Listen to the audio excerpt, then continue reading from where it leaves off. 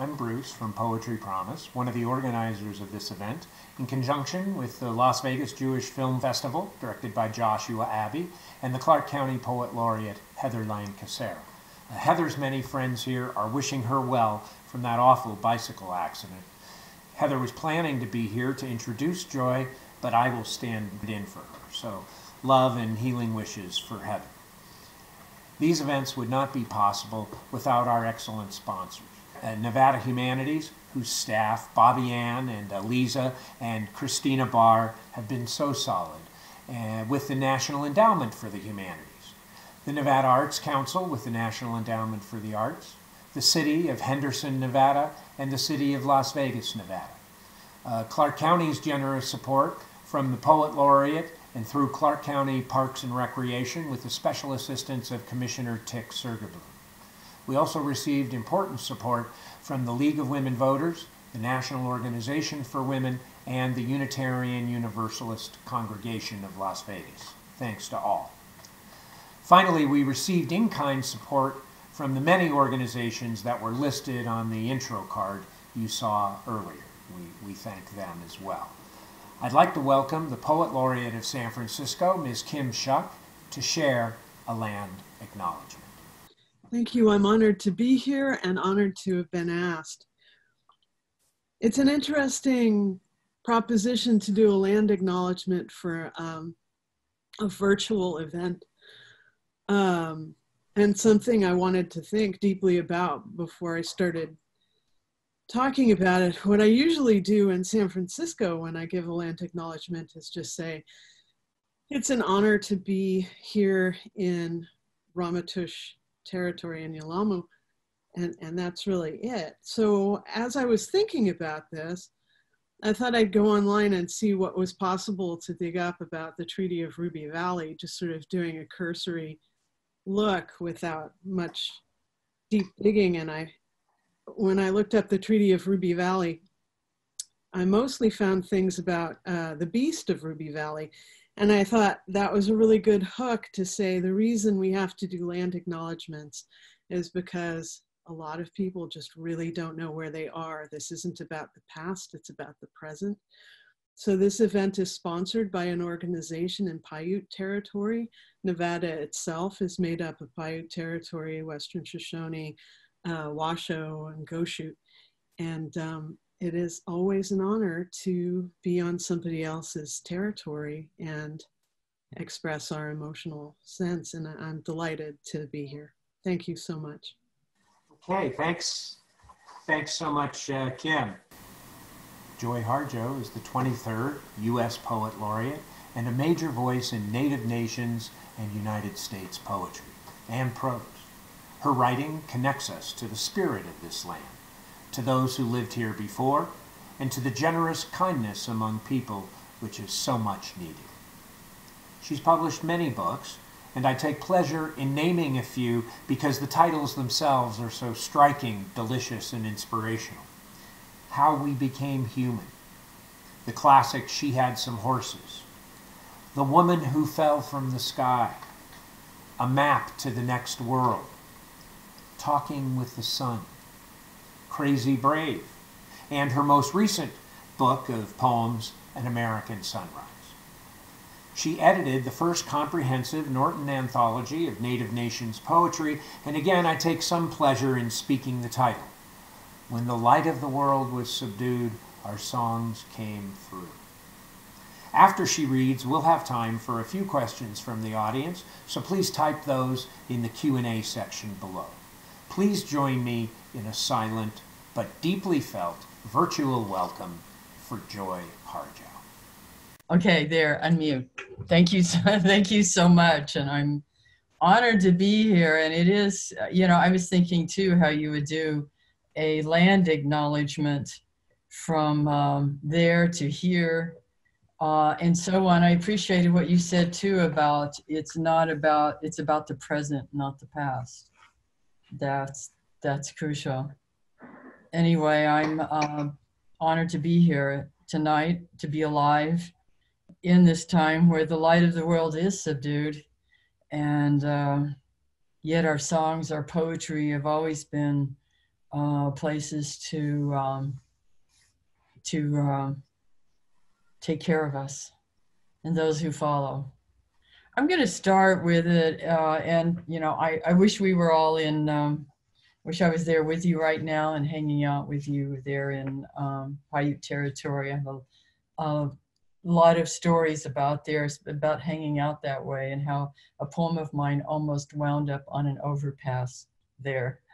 But anyway, I'm going to start with this poem. And right now I'm in my own home country in Tulsa, Oklahoma. This poem is called "For Calling the Spirit Back from Wandering the Earth in Its Human Feet." And maybe that's what we're all doing right now in this global pandemic. It's a kind of a moment of calling ourselves back from all of the places that we lost ourselves in. The danger is that we get lost in the internet, but there's two sides to everything. So here we are gathering together and for calling the spirit back. Put down that bag of potato chips, that white bread, that bottle of pop. Turn off that cell phone, computer, and remote control. Open the door, then close it behind you. Take a breath offered by friendly winds. They travel the earth, gathering essences of plants to clean. Give it back with gratitude. If you sing, it will give your spirit lift to fly to the stars' ears and back. Acknowledge this earth who has cared for you since you were a dream, planting itself precisely within your parents' desire. Let your moccasin feet take you to the encampment of the guardians who have known you before time, who will be there after time. They sit before the fire that has been there without time. Let the earth stabilize your post-colonial insecure jitters. Be respectful of the small insects, birds, and animal people who accompany you. Ask their forgiveness for the harm we humans have brought down upon them. Don't worry, the heart knows the way. Though there may be high-rises, interstates, checkpoints, armed soldiers, massacres, wars, and those who will despise you because they despise themselves. This journey might take a few hours, a day, a year, a few years, 100, 1,000, or even more. Watch your mind. Without training, it might run away and leave your heart for the immense human feast set by thieves of time. Do not hold regrets. When you find your way to the circle, to the fire kept burning by the keepers of your soul, you will be welcomed. Cut the ties you have to failure and shame. Let go the pain you are holding in your mind, your shoulders, your heart, all the way to your feet. Let go the pain of your ancestors to make way for those who are heading in our direction. Ask for forgiveness. Call upon the help of those who love you. Call your spirit back. It may be caught in corners and creases of shame, judgment, and human abuse. You must call in a way that your spirit will want to return. Speak to it as you would a beloved child. Welcome your spirit back from its wandering. It may return in pieces and tatters. Gather them together. They will be happy to be found after having been lost for so long. Your spirit will need to sleep a while after it is bathed and given clean clothes. Now you can have a party. Invite everyone you know who loves and supports you. Keep room for those who have no place else to go. Make a giveaway and remember, keep the speeches short. Then you must do this. Help the next person find their way to the dark. Okay. Let's see.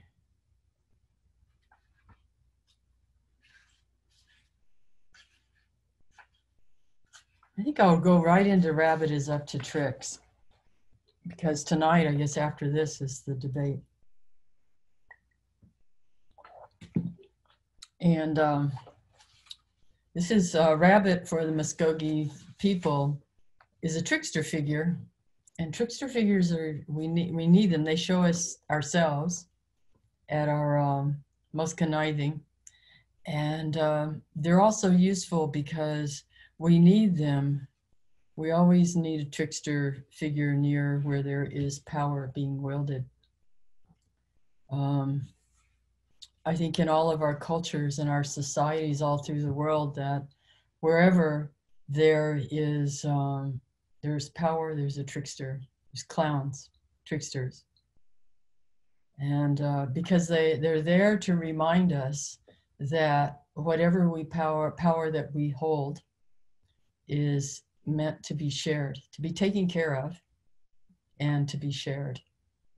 But sometimes what happens is we get too full of ourselves, or we start to delude ourselves that the power belongs to us. And they are there to remind us that our power is to be shared. And then in the strangest of times, sometimes the tricksters wind up sitting in the seat of power. Rabbit is up to tricks. In a world long before this one, there was enough for everyone until somebody got out of line. We heard it was Rabbit fooling around with clay in the wind. Everybody was tired of his tricks and no one would play with him, and he was lonely in this world. So Rabbit thought to make a person. And when he blew into the mouth of that crude figure to see what would happen, the clay man stood up. Rabbit showed the clay man how to steal a chicken. The clay man obeyed. Then he showed him how to steal corn. The clay man obeyed. Then he showed him how to steal someone else's wife, and that clay man obeyed. Rabbit felt important and powerful, and clay man felt important and powerful, and once that clay man started, he could not stop. Once he took that chicken, he wanted all the chickens. Once he took that corn, he wanted all the corn. And once he took that wife, well, he wanted all the wives. He was insatiable. Then he had a taste of gold. He wanted all the gold. Soon it was land or anything else he saw. His wanting only made him want more. Soon it was countries, then it was trade. The wanting infected the earth. We lost track of the purpose and meaning for life. We began to forget our songs, our stories. We could no longer see or hear our ancestors or talk with each other across the kitchen table. Forests were being mowed down all over the world to make more, and Rabbit had no place left to play. Rabbit's trick had backfired. Rabbit tried to call the clay man back. But when the clay man wouldn't listen, Rabbit realized he'd made a clay man with no ears. Let's see.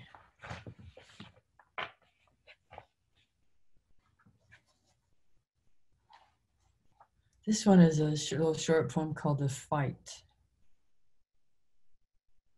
We all know about this fight. The rising sun paints the feet of night-crawling enemies, and they scatter into the burning hills. I have fought each of them. I know them by name, from before I could speak. I've used every weapon to make them retreat, yet they return every night if I don't keep guard. They elbow through openings in faith, tear the premise of trust, and stick their shields through the doubt of smoke to challenge me. I go tired of the heartache of every small and large war, passed from generation to generation. But it is not in me to give up. I was taught to give honor to the house of the warriors, which cannot exist without the house of the peacemakers.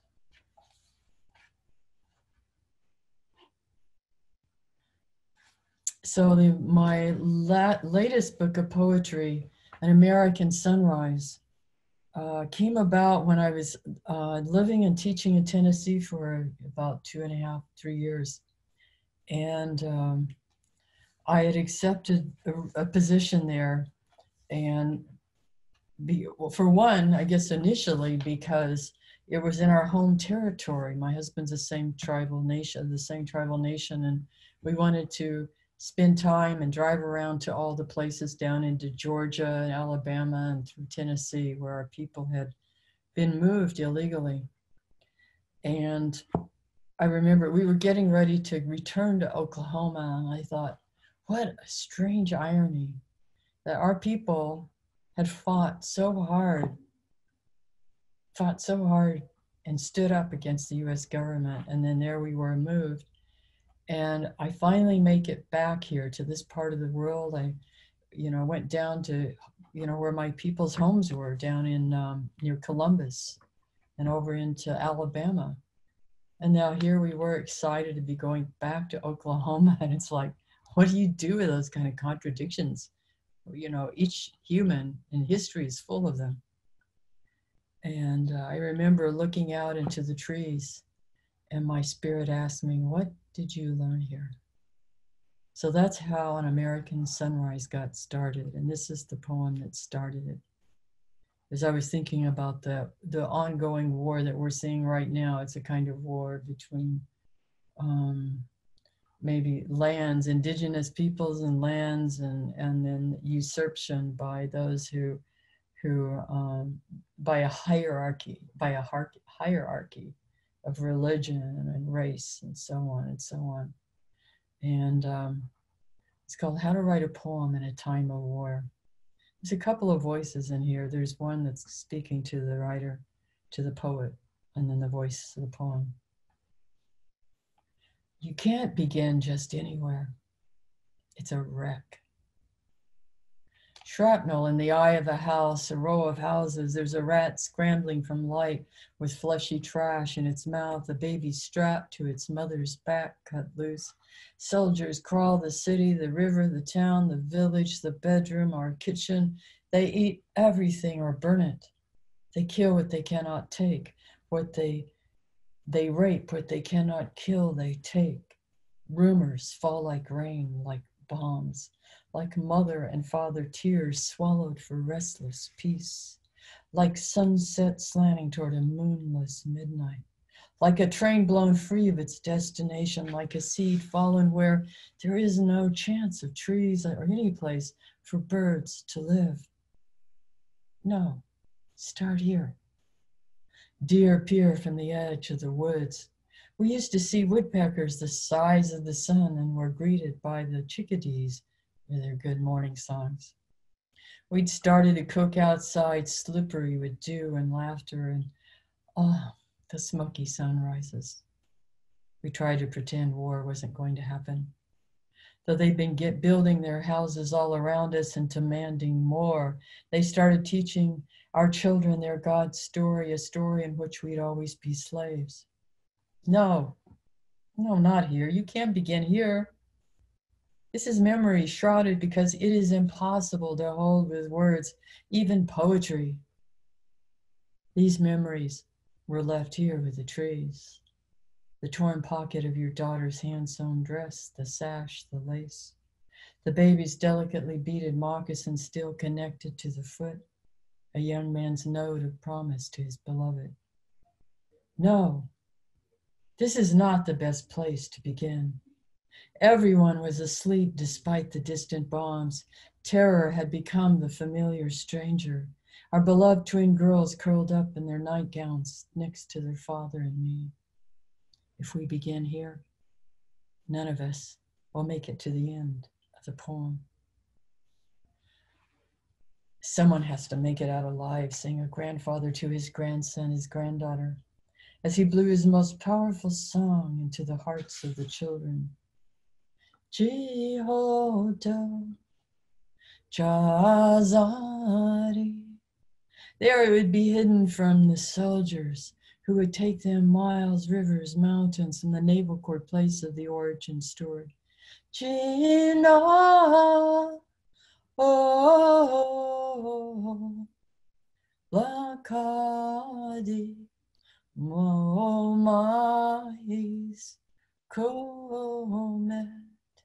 He knew one day Far day, the grandchildren would return generations later over slick highways constructed over old trails through walls of laws meant to hamper or destroy over stones bearing the libraries of the winds. Awatchkin ope Yagatlis Hoen. He sang us back to our home place from which we were stolen in these smoky green hills. Yes, begin here. When I got done with that poem, I was so excited. I mean, I didn't know, I don't know where the poem will go. I mean, I follow it and I listen. And by the time I got there, it was like, whoa, I learned something. I didn't know that. I didn't know about that. And the poem taught me about how those songs were sung into the children so that they would return, and we did return. And maybe we're always returning because that is so much a part of, you know, we talk about land acknowledgement. That's home. That is home. This morning, I pray for my enemies. And whom do I call my enemy? An enemy must be worthy of engagement. I turn in the direction of the sun and keep walking. It's the heart that asks the question, not my furious mind. The heart is the smaller cousin of the sun. It sees and knows everything. It hears the gnashing even as it hears the blessing. The door to the mind should only open from the heart. An enemy who gets in risks the danger of becoming a friend.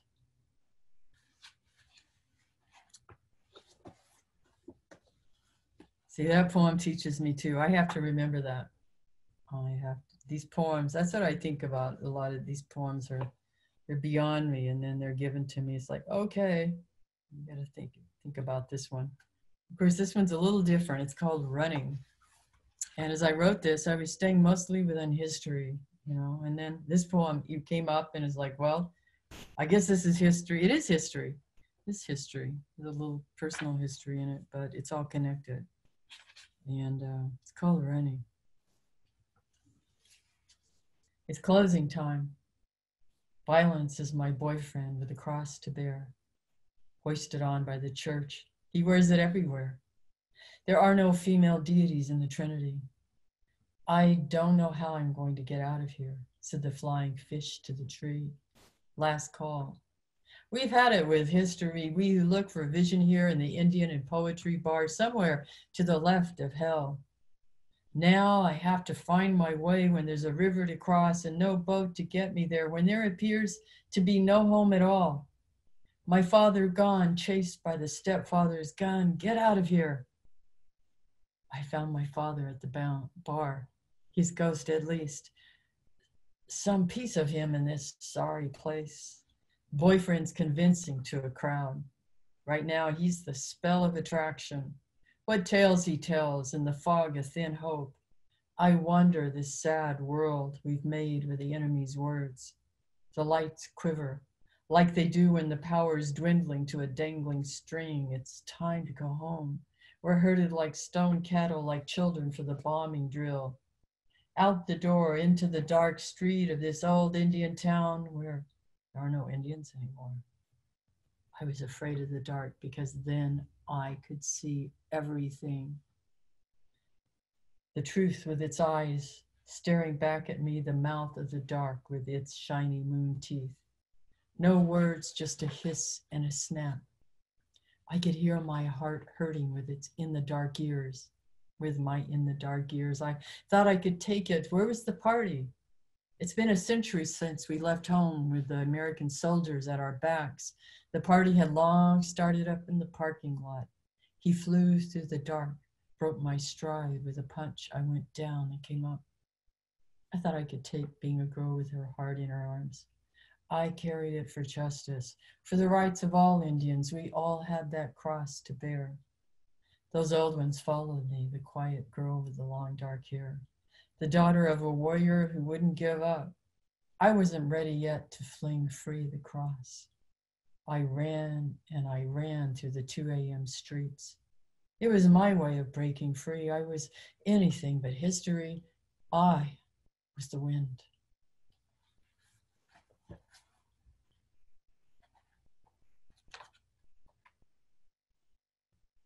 Okay. Birds are messengers. And they're also very nosy, very curious. And when I was living there in Tennessee, there in Knoxville, where I was teaching, there were a lot of birds. I miss them. We had a lot of birds come by and visit and watched whole families, have children. We watched the children grow up and then their new families. So this comes out of a conversation I heard between a married couple, married birdways. I wonder what you are thinking, the feathered wife asked her feathered husband. She watches as he cleans his wings, notes how he sends his eyes over the horizon to Viridian in the flying away direction. So many migrations stacked within sky memory. Her body is stirring with eggs. She tucks found materials into their nest with her beak. The nerves in her wingtips sense rains coming to soften the ground, to send food to the surface of earth. He says nothing. As he wonders about the careless debris that humans make, even as it yields ribbon, floss, and string. House cats and their sporting trails are on his mind's map. There are too many in this neighborhood. A ragged yellow fellow eats birds after hours of play. He stays out of that Tom's way, and he has warned his wife the same, but though she's more wisely wary than him. Dogs are easy. They bark and leap and wag their tails. They have no concern for most flying things. They lap up human trails for love. And why do we keep renewing this ceremony of nests? Each feathered generation flies away. What does it mean and why? The green growing green, turning red against yellow, then gray, and green again. When I need her heartbeat in the freeze winds, why is she always there and not somewhere else? Her lilt question has made an echo in his ears, like a string fluttering from a bush in a delicate spring wind. I wonder what you are thinking. He doesn't answer. Then he does. Nothing. I was thinking about the nothing at all. I'm sure that sounds familiar to many of you out there. Okay. Let's see if I can find Let There Be No Regrets.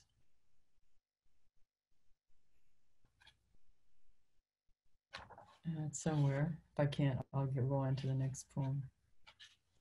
Here it is, for Bears Ears National Monument. One day we will learn that we are the land, and I love this quote by Wayne Minogue Valliere. He's an Anishinaabe artist. And I heard him say this during a mentorship meeting at a National Native Arts and Cultures Foundation mentors gathering. And it stayed with me. We're not losing the birch trees. The birch trees are losing us. The songs and stories that formed us are restless. They need a place to live in the world of our grandchildren. They are weary with waiting. Earth continues to dream her earth dreams, though desperate thoughts, fed by money hunger, roam our minds. To the destroyers, Earth is not a prison. They will want more until there is no more to steal. Earth, who does not know time, is patient. The destroyers will destroy themselves. So many earth spirits take care of this place. They emerge from the cliff walls. They emerge from waves of waters. Our ancestors are not our not only human ancestors. What do you see when you fly to the top of the ancestor tree? Let there be no regrets, no sadness, no anger, no acts of disturbance in these lands.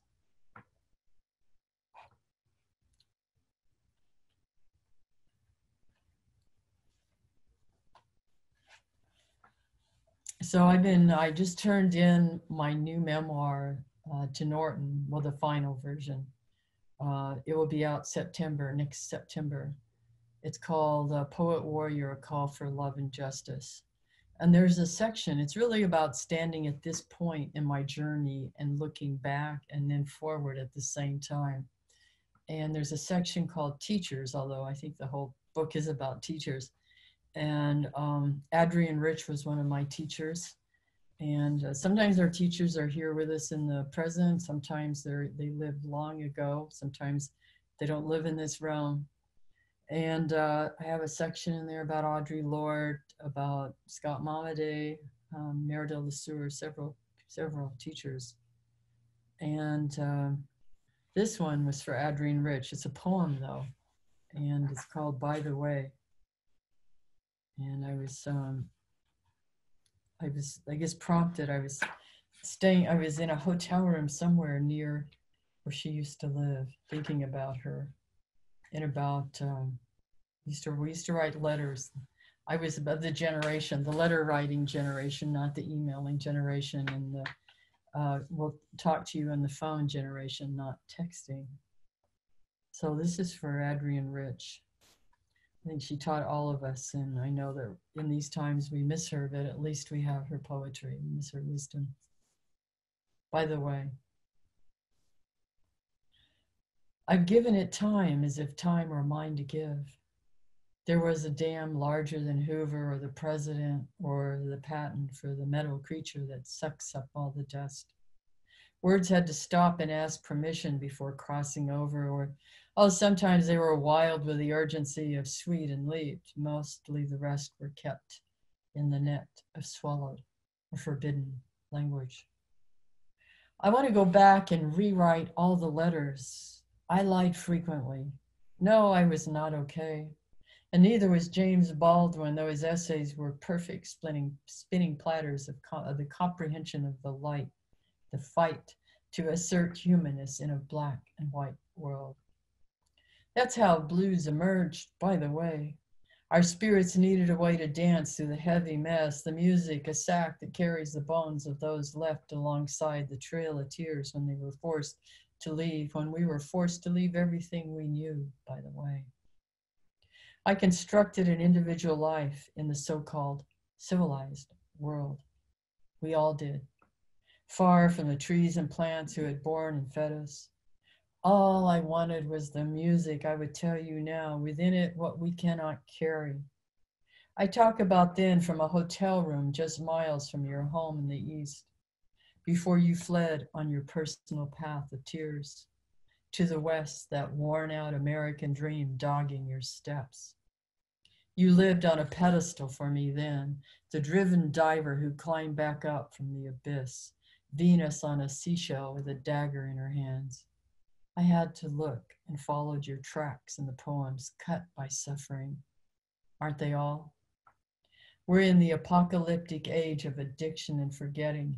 It's worse now. But that dam, I had to tell you, I broke it open stone by stone. It took a saxophone, flowers, and your words had something to do with it. I can't say exactly how. The trajectory wasn't clean, even though it was true. Does that make sense? Maybe it does only in the precincts of dreams and poetry, not in a country lit for 24 hours a day to keep dreams stuck turning in a wheel in the houses of money. I read about transcendence, how the light came in through the window of a nearby traveler, and every cell of creation opened its mouth to drink grace. That's what I never told you. When you get to my age and then your teachers, you look around and your teachers are all gone, and that's then you learn other ways to find them. Let's see. An American Sunrise. This is made in the golden shovel form that was invented by Terence Hayes. From a Gwendolyn, this is from a Gwendolyn, the last line of each, the last word of each line is a word from a Gwendolyn, from a line of a Gwendolyn Brooks poem. And you'll know which poem it is when I read the poem to you. So I like how it honors that legacy of Gwendolyn Brooks and and then it makes a new poem that's related. It is a related poem, An American Sunrise. And so I want to say thank you, Terence, and for Gwendolyn Brooks for this pathway. An American Sunrise. We were running out of breath as we ran to meet ourselves. We were surfacing the edge of our ancestors' fights and ready to strike. It was difficult to lose days in the Indian bar if you were straight. Easy if you played pool and drank to remember to forget. We made plans to be professional, and some of us could sing. When we drove to the edge of the mountains with a drum, we made sense of our beautiful, crazed lives under the starry stars. Sin was invented by the Christians, as was the devil. We sang, we were the heathens, but needed to be saved from them. Thin chants. We knew we were all related in this story. A little gin will clarify the dark and make us all feel like dancing. We had something to do with the origins of blues and jazz. I argued with the music as I filled the jukebox with dimes in June. 40 years later, and we still want justice. We are still America. We. I think what I'm going to do is read a couple of poems from the anthology, When the Light of the World Was Subdued, Our Songs Came Through, and then I will end with a poem from American Sunrise. This is an anthology, a Norton anthology of Native Nations poetry. It goes from time immemorial to the present. I think the youngest poet is Jake Skeets Dene on Navajo, and we divided it. There are many editors. All of the editors are Native poets, and then we had a group of student assistant editors, which I was happy about, because we could not have done this without them. So we have assistant editors who assisted us in this endeavor, and they were all students of mine from the University of Tennessee. And the editors include Leanne Howe Choctaw, Jennifer Lise Forrester, also Muskogee Creek, there Kim Blazer, Anishinaabe, a lot of people. Ailey Long Soldier was an advisor. Deborah Miranda. It's a long, big list. So anyway, we all had a say in this. It was not one person making the choices, but it was done by a group. We divided into 6 geographical areas. So let's see. I wanted to read this poem I'll just read a poem or two from here in the Southeast. We also ordered it in our Muskogee tradition, we start in the East and then we go North. So that's the way we did it. And then we decided to let the Northeast Midwest, we started with the Northeast Midwest and went, so that the last section of the book is Southeast. And this is one of the poems in here in the Southeast by Moses Jumper Jr. He's my generation. He is an alligator wrestler and tribal leader. Oh, he's the son of an alligator wrestler. But yeah, I knew his mother, and she was a tribal leader. But I like this poem. I love all these poems in here. I get carried away every time I read one. I've been reading just a note here, when we were editing, in the final editing, we read the three editors, three of us editors read the whole book all the way through. And that was something else. Simplicity by Moses Jumper Jr. He's Seminole, the Seminole people. Simplicity. The small tunnel which the rabbit uses for escape and travel. The small imprints of the killdeer in the soft white sand near the pond. The fragileness of the newborn doves and how the mother puts on an act to lure away approaching enemies. The unity of the small minnows as they protect themselves by staying near the shoreline of the stream. The clear whistling sound of the scorpion makes to let one know he's near. The shagginess of the owl's nest and the near neatness of the hummingbirds. The long, graceful jumps of the sleek green frog. The short, choppy hops of the lumpy toad. The agileness and grace of the otter.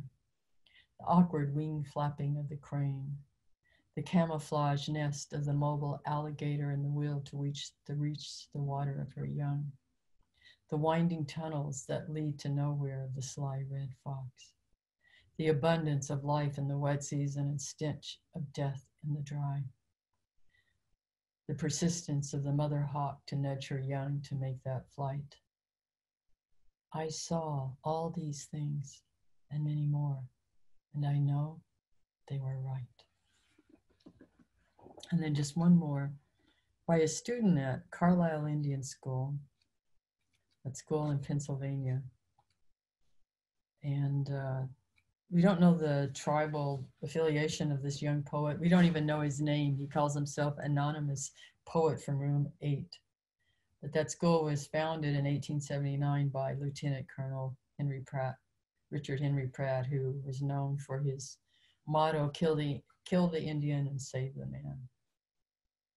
Anyway, but I love the spirit in this, of this young man in this poem, and I wish we had his name, called My Industrial Work. At 2:30 in the afternoon, you can find me in the 28 room. About 3 or 4 covers deep, you turn them back and you'll find me asleep. And there I lie and patiently wait for the final exams we have in room 8. When the whistle blows at 5:30, once more I am up and still alive. Then I run down and wash my face and comb my hair and I'm ready for grace. In 15 minutes, there's a bugle call. The troops fall in and the roll is called. Then out in front, the troops all stand, saluting the flag with our hats in our hand. While standing in the wind, our hair gets wavy, but just the same, we right face and march to gravy. Now this may sound like going a-fishing, but this is my only industrial position. That gives a face, that poem gives a face to Carlisle Indian School, a human face. Finally, break my heart. So thank you for this opportunity to be here with you. I wish I could see everyone. That's the one thing I don't like about this, is the scenario, is I can't be there and see you and hang out. Break my heart. This is an Ars Poetica, about how to write a poem, why you write a poem, the whole living. Break my heart. There are always flowers, love cries, or blood. Someone is always leaving by exile, death, or heartbreak. The heart is a fist. It pockets prayer or holds rage. It's a timekeeper, a music maker, or backstreet truth teller. Baby, baby, baby. You can't say what's been said before, even though words are creatures of habit. You cannot force poetry with a ruler or jail it at a desk. Mystery is blind, but wills you to untie the cloth in eternity. Police with their guns cannot enter here and move us off our lands. History will always find you and wrap you in its 1,000 arms. Someone will lift from earth without wings. Another will fall from the sky through knots of a tree. Chaos is primordial. All words have roots here. You will never sleep again, though you will never stop dreaming. The end can only follow the beginning, and it will zigzag through time, governments, and lovers. Be who you are, even if it kills you, and it will, again, over and over again, even as you live. Break my heart, why don't you? Thank you. Wow, Joy, thank you for that. An incredible reading. I'm just I'm thrilled right now. Thank you so much for the reading.